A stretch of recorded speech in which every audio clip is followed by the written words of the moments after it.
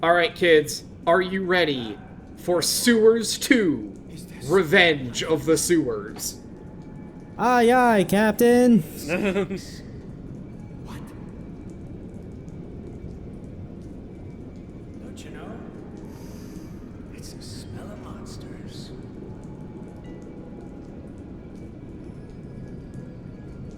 Don't be afraid. Sultan learning how his city works and he doesn't like it. King here. He'll just be in the way. I don't think so. Must you call her Mama? It's very odd for someone your age. Shut up, kid. You don't tell me what to do. Sorry.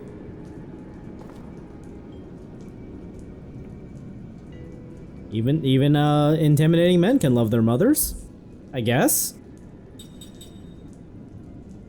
So yeah, let's meet our newest and final hero, Ced. He is, as the game has gone through several lengths to point out, Seth's son. He is the Pirate King. And he's got a fucking gun. I was about to say, he's got a fucking gun. Holy shit. 38 caliber magic rifle. He also has a ton of really good skills, which we will see here in a second, including auto shield, auto barrier, double SP, double gold. Like, this man is packing a ton of good shit. Oh, Lost Odyssey, you've been holding out on us. Yeah, no kidding. So, basically, yeah, like, we've known Ced for all of probably 2 minutes, and both in the characterization and gameplay department, he's shaping up to be probably the best character in the cast. Because, like, he's got all of Jensen's personality and none of his baggage so far. It would also be a good idea, before you get too far into this, to, equip some protection against petrification. No, you know.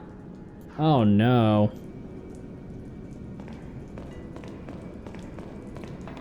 But yes, Sewers, Part 2. Part 3? Question mark? I don't know. This section sucks. It's so fucking slow.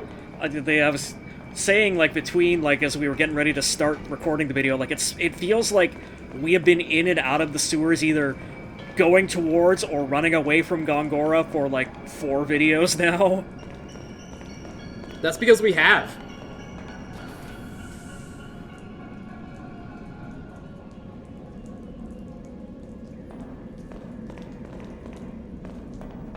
Also, since we've got nothing really to talk about because it's a fucking sewer... Oh, well, I guess we can explain how Ced works, but I'll talk about it after.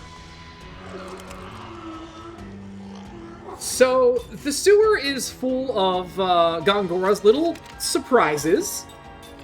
You don't say. Experiment number 44 is the biggest problem here, because these guys will petrify you when they attack you. Oh, of course they do.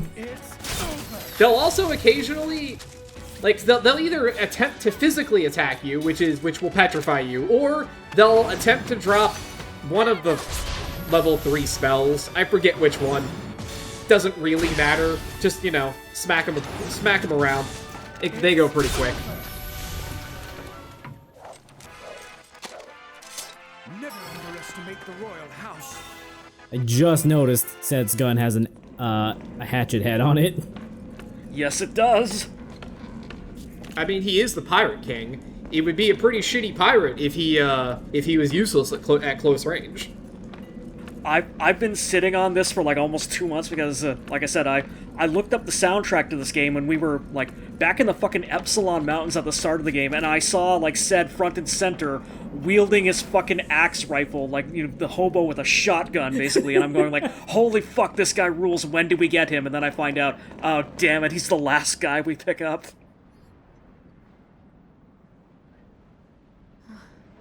The goats and tanks open these holes. How about that, your worshipness? Got something to say now?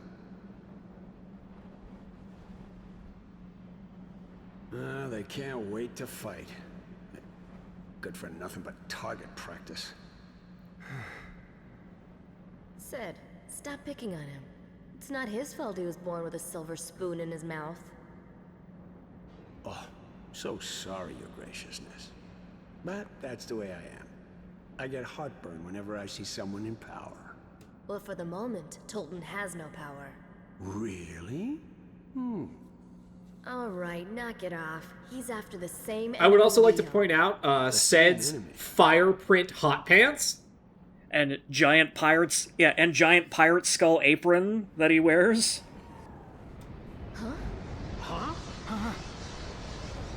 Like I said, we've known this man for 5 minutes, and he fucking rules. He's the best part of this game. Is that Grand Staff? Whoa, was it meant to fly like that?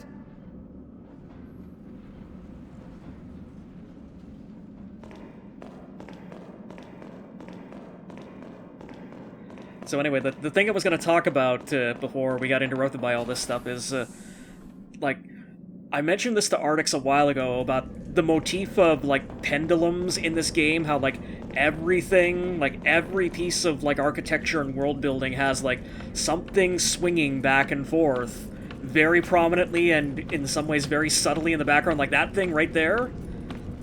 And I appreciate how it is a visual metaphor for the passage of time, which is something that kind of is the bane of all the immortal characters, where, like, everyone else gets to experience time and aging and death and, you know, progression in their lives, except for the immortals. And so to have basically the entire world made up of, like, clock gears and swinging pendulums ticking back and forth second after second after second is, like really fucked up in a good way. That's actually kind of some neat world design, yeah. I like that a lot.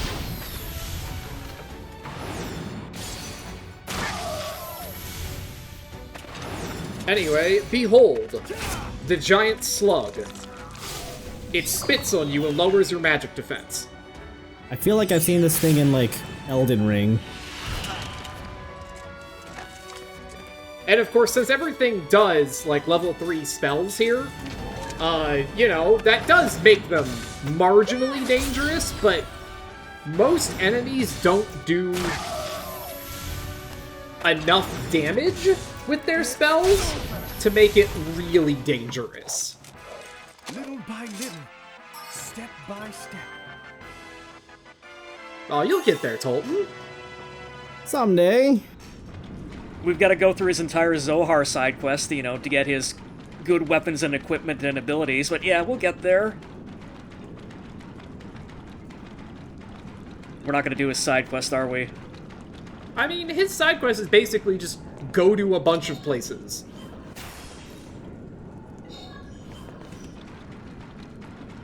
It didn't seem that hard. Tedious more than anything, I guess. Much like traversal here. Yeah, anyway, you're fucking welcome.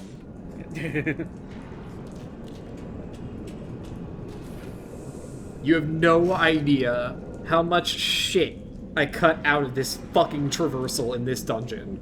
I thought you were going to say you have no idea how much shit Seth is wading through right now at this moment. I mean, that too. She is.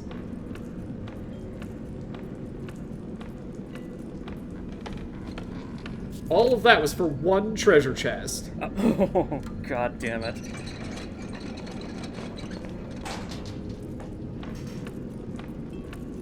But it was important, though. We had to go that way to get a pot. And if we don't get all the pots, we can't get the achievement. Hooray? Collect the full cookware set? No, that's not a joke. There is an achievement for, like the pot, like the pots and the, you know, the posters and all the little shit that you can examine in the world.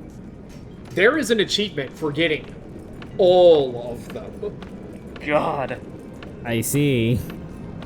Yeah, that's 2000's Xbox achievements.txt, basically.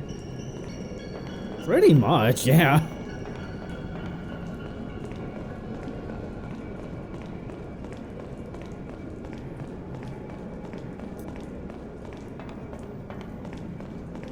Anyway, we have an intense puzzle to solve here.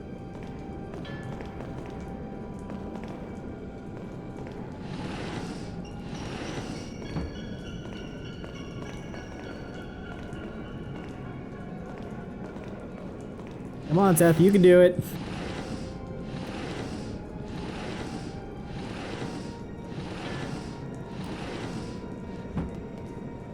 Damn, that was a real brain buster.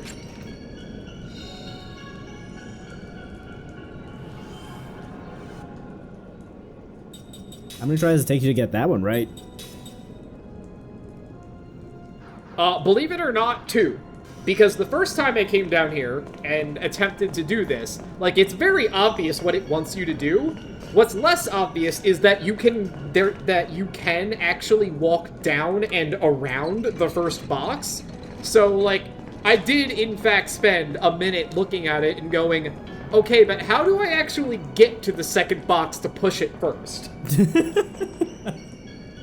Yeah, because, like, the gap between, like, where the ledge ends and the box that you push down begins is just enough that you go, okay, there's no way that that is a collision plane, right? And then it turns out, oh, wait, it is. Also, hello, commentators, you are now, much like when you get the FedEx arrow pointed out to you and the FedEx logo, you are going to see the fucking pendulums all over the goddamn place in this game now, because I mentioned it. Yeah, I saw one when we were walking through the water.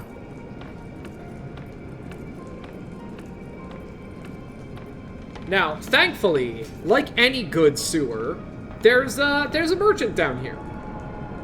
You know, as you do. Sure. Look, you gotta buy your drugs from someone somewhere.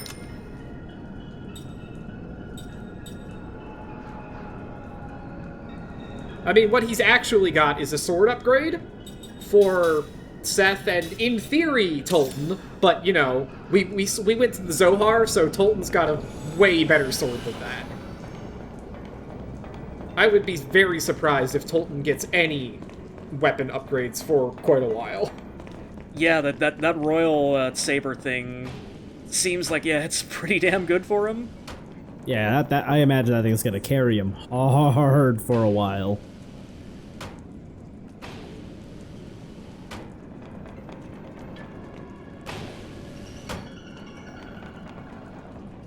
Anyway, it's time for another sluice puzzle, everybody's favorite.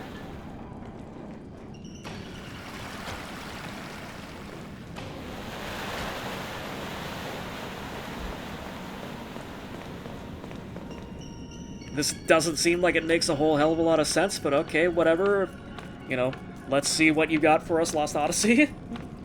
Yeah, that's pretty much how I felt about it, too. I was like, alright, sure, whatever. Gotta love the school of just flipping random switches until you get what you need.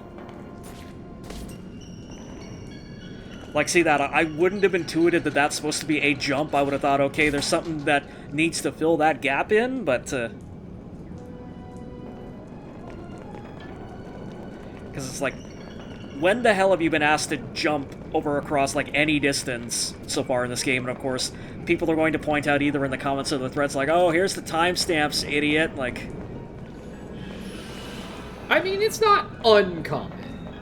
It's not, like, super common either, but it comes up more often than you would think. Oh no, there was some bullshit. Yeah, so that, if you don't see that ladder before you raise that first sluice gate, it is a fucking nightmare to try and figure out where you're supposed to go there. Yay, perspective. Yeah, when I was testing, I think I did like 2 full laps of the place before I finally found that ladder by accident.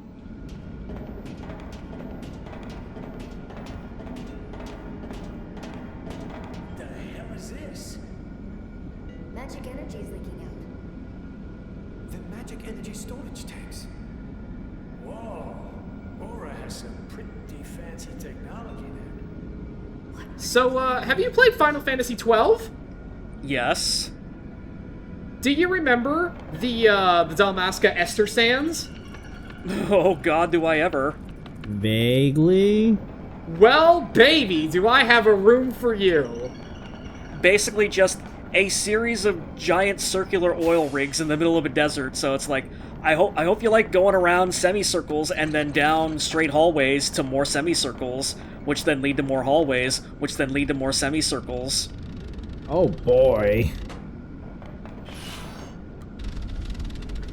I mean, you know, that's not entirely fair. This one has a rotating center one.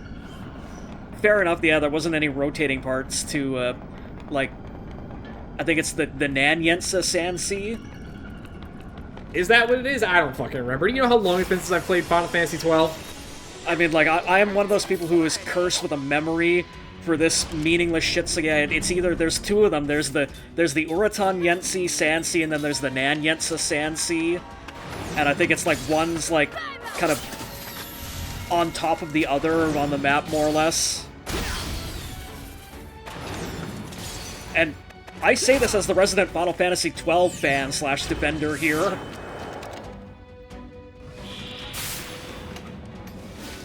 Speaking of which, I actually, like, I think the Englishman posted it in our Trouble in Terrorist Town Discord, but there's a multiplayer mod for the PC version of Final Fantasy 12 now. What? But why? Because apparently, I think 12 was originally supposed to be a four-player multiplayer game, and they couldn't get it working, so they were just, okay, screw it, single-player game. So, like, that's kind of why it's set up like an MMO without it being an MMO with, like, the Gambit system and shit. So someone was like, okay, you know, let's play the game's original premise completely straight and turn it into a multiplayer game, and I have no idea if it works or not, but it exists now. There's so many random-ass multiplayer mods for single-player console games now. It's fucking weird. Yeah?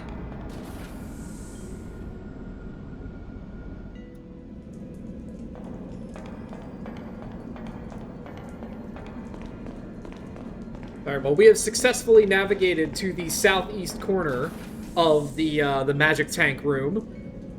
This will allow us to cut our way back into the other sewer part, because it was, again, absolutely mission critical that we get this chest. It's got 5 demon sculptures in it. Are you telling me you don't want demon sculptures? That's a lot of demon sculptures. I was gonna say, are they all the same demon sculpture, or are they different demon sculptures? You know what? Follow your heart, Crow. Again, I'm struggling not to make a Tim Heidecker joke and just start screaming out, I am demon-free, bitch! No, clearly you just got 5 statues of Mara. Yeah. You know what? Gongora is 100% demon. Oh, at this point, completely, yes. Although, is Gongora going to explode like a human balloon after eating 5 persons worth of Whataburger at the end of the game? That is the question. I mean, I'm going to be disappointed if that doesn't happen now. He seemed fine drinking all that blood. Like, Gongora is also a person who, much like Alex Jones when he dies and goes to hell, is just gonna have an absolutely great time being down there because he was that evil of a son of a bitch. Clearly they're gonna do the thing that they did to Frieza, where they send him to heaven instead. I mean, it's not really clear what the world of mirrors actually is. That might be the equivalent of sending him back to heaven. Maybe. I mean, he sure as hell didn't want to go back there the last time, you know, we saw him at Grand Staff going like, or Experimental Staff going like, no, you can't make me!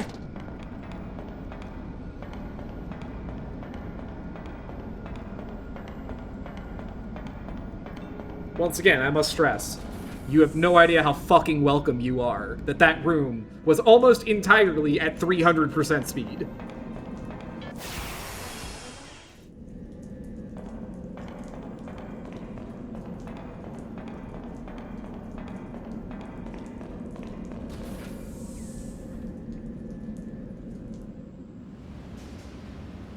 I know it's been sort of this way the whole damn game, but I've just kind of noticed, like, this game also has, like, the Final Fantasy X locked camera angle style to it, and, like, I'm almost sort of wondering, like, you know, if we did have, like, a full 360-degree camera, like, would it just break this area entirely? Like... It is entirely possible. Like, I could there's a lot with like fixed perspective that you are definitely not meant to see. So, this is the exact moment that I immensely fucked up, because I meant to have Seth also equip level 5 black-white. Right now, she only has level 5 white, and that's gonna make this next fight, This one? Yeah, the Nautilus. a little problematic. Oh, she's been locked up in here. Poor thing. She's a good ship, I can tell. She definitely has a feel of the ship you'd pick. Yeah, I'm stuck with her. Seems like fate. But if she's here... Doesn't have enough that flames means we and, can like, get her out of scantily clad women painted on the side of it to be a ship that Let's go, Seth would pilot. Not Thanks for not yet. scrapping her. Yeah, or a ship that Seth would pilot, honestly.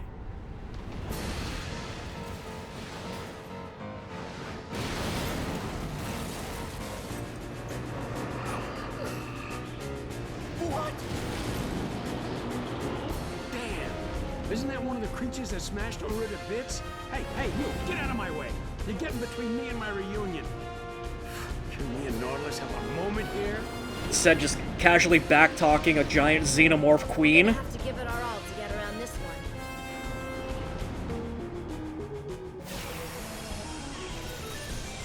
So, this boss. This is a gimmick boss. I never learned how to fight this way. Don't get too scared to fight, your worshipness. There's always a way. Hey, Mama, I bet we can use that. We'll start her up by shooting some magic energy to that engine part, and then we'll... Said, I've told you 100 times. Move now, talk later. Get her started. So yeah, in order to complete this fight, what you have to do is that you'll see that the engine is a valid target, and you have to hit it with magic. Now, Sed's gun does count as a magic weapon, so you can just shoot it if you want. However, the boss is not just gonna let you sit there and do that. So, he has two major things that he does. He'll do Sonic Quake, which will attack an entire line, or he'll do a single target physical attack.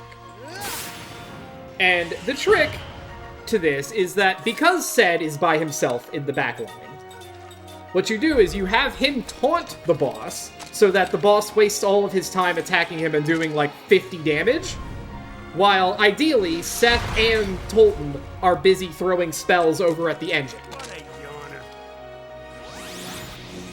Of course, after a couple turns, the boss will throw a wrench into that plan, but that's the basic idea.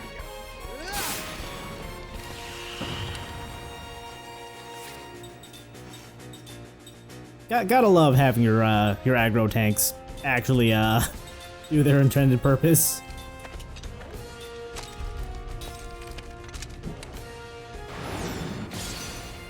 Although, like, now I do kind of have to question, like, because you pointed out that, like, Sed's gun is effectively just a magic attack in a physical attack form, like, why the fuck do we have, like, 8 mages in this party when, like, they actually managed to do something interesting with, like, literally one character out of everyone, and it's the guy you get at the very end? What a yawner. That's a great question that we will probably never know the answer to.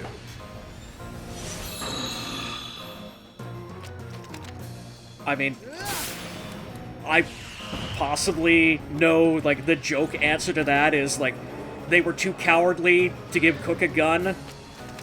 Stop. Did we get it? I mean, Cook does stand out as being weird as, like, your dedicated white mage. I guess it's not that weird, considering that, you know, Jansen's supposedly your dedicated black mage, but, you know. But it's like, we kind of have, like, only 2 real, like, unique weapon-based characters in the game, and, you know, one of them is Sed with his magic shotgun, and the other is Mac, who just punches people really hard.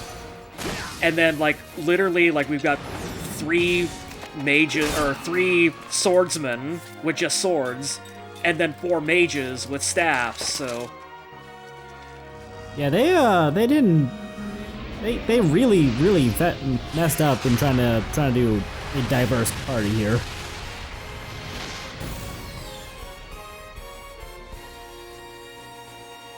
But yeah, so as you can see, after a couple turns, the boss will charge up Flare Core. It does about 600 damage, which is, you know, not to say that that's not a lot of damage. It's just, you know, because this is probably your best physical party, or very close to it.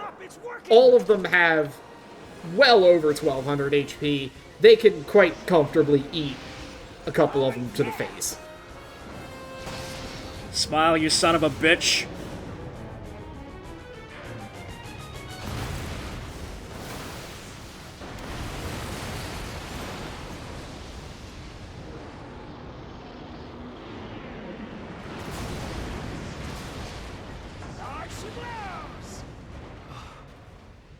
How was that, Mama? Ha! I still got it in me. We're off. Let's go. All right, let's go. Move it out.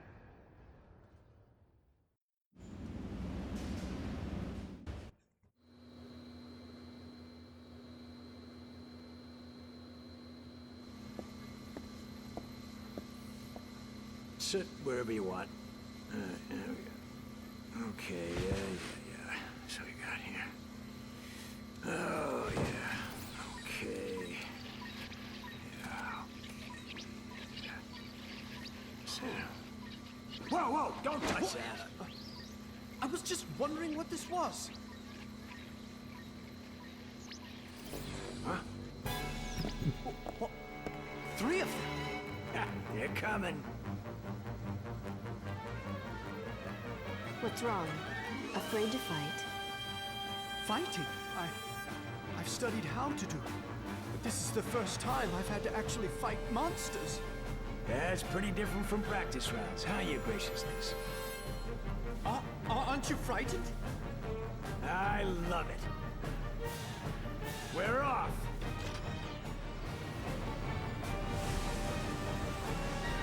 So, you didn't think we were just going to get off scot-free with our brand new ship, did you? Oh, absolutely not. I'm gonna trust that you can probably figure out how this one works without the tutorial.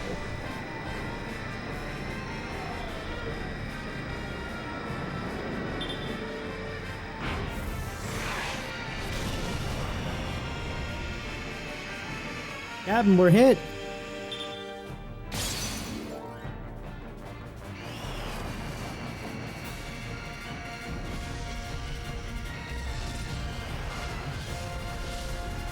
Yeah, so it's basically the old tried and true. Do you remember the button face layout of the Xbox 360 controller? You better fucking hope you do. This is objectively, like, maybe 3 minutes long, max, but it feels so much longer when you're playing it.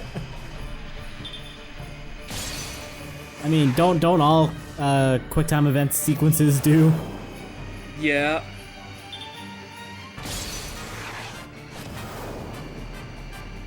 It would probably help if there was more than, like, 2 animations for dodging their attacks. Oh, mash that B. Bayonetta, this is not.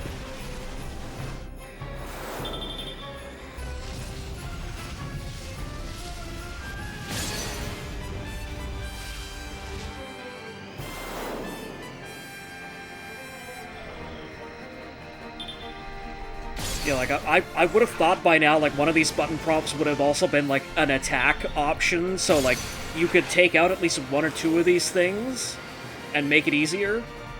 Yeah, you'd think that, like, one of the prompts, instead of dodging, you'd, like, slam them into the side of the corridor or something. Yeah, just ram into it. Or, like, this thing looks like it's got some sort of armament on it, like, just whip out the frickin' laser beams and roast these assholes, I don't know. I'm almost expecting it to turn into a Gundam or something. Same? Like, it kind of looks like the head on Metal Gear Rex. Yeah, like, this does look like kind of a very Xenosaga-esque thing where, like, yeah, like, Ced's gonna pull a sick-ass flip and it's just gonna, like, grow legs and arms and a giant-ass gun and roast them, like... Now that would be pretty sick. Like, oh yeah, Sed's got a Gundam, don't worry about it.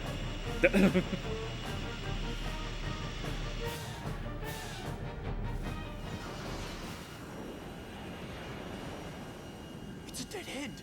Nope, it's a way out. How? So, after 3 goddamn discs of teasing us, did we finally get a goddamn airship to use?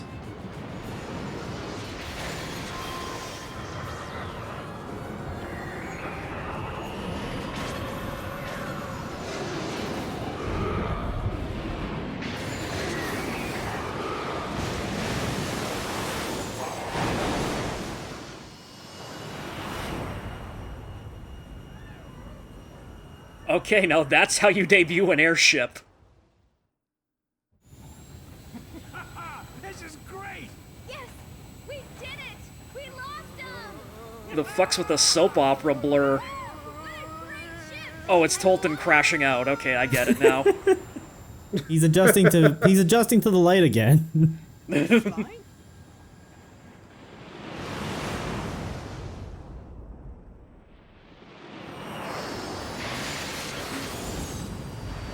It's just occurred to me, is Sid supposed to be our legally distinct Sid?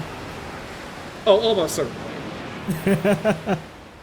Yeah, he's got a bunch of Sid qualities to him, including the fact that, like, his name is literally 1/2 letters off from Sid. Also, yeah, no, get fucked, Tolton, sorry. Bro thinks he's part of the team. Awesome. Wasn't that funny? I mean, at this point, yeah, he kinda is. I'm nobody's majesty. I'm just a man. And I finally discovered what kind of man I want to be. And what kind of man is that? A brave man. Okay, give this boy his I want to high be like five, you, please. Sid. Laughing in the face of danger. Yeah. It's not as easy as you thought, is it, Your Highness? Yeah, everyone wants to be brave. But if you really mean what you say, then you have to be more daring. Be more of a leader. Leader? No, he just said he didn't want to be a That leader. may be Calm down, setting Sed. the bar a little too high, Sid. Man, it's like you weren't listening at all.